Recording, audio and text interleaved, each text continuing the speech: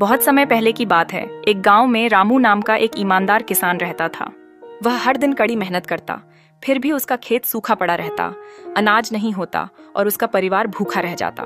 एक दिन परेशान होकर वह नदी किनारे बैठकर रोने लगा और बोला, हे भगवान, मैंने कभी किसी का बुरा नहीं किया, फिर भी इतना दुहक क्यों? उसी समय एक वृद्ध साधु वहां आए। उन्होंने मुस्कुराकर कहा, रामू, तुम्हारे जीवन में शनि की ढैया चल रही है, लेकिन याद रखो, शनिदेव केवल परीक्षा लेते हैं, सजा नहीं देते। रामू ने श्रद्धा से पूछा, तो मैं क्या करूं? साधु बोले, सच्चे मन से कर्म करते रहो और हर शनिवार को पीपल के पेड़ के नीचे दीपक जलाकर शनिदेव का ध्यान करो। रामू ने वैसा ही किया। कई महीने बीते लेकिन कोई बदलाव नहीं हुआ। फिर एक दिन गांव में अचानक अकाल पड़ गया, लेकिन रामू का खेत हरा भरा था। लोगों ने पूछा, तुम्हारे खेत में पानी कहाँ से आया? रामू बोला, पता नहीं, लेकिन मैं रोज शनिदेव का ध्यान करता रहा। उसी रात रामू को स्वप्न में शनिदेव प्रकट हुए और बोले, रामू, तुम्हारी आस्था और श्रम ने तुम्हारी किस्मत बदल दी।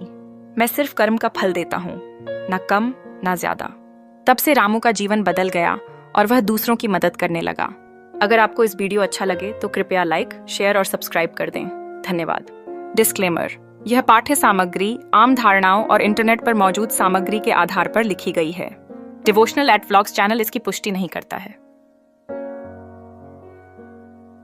सीख: शनिदेव कभी किसी से द्वेष नहीं करते, वे सिर्फ हमें हमारे कर्मों का फल देते हैं। अगर आप सच्चे और ईमानदार हैं तो उनका आशीर्वाद अवश्य मिलेगा।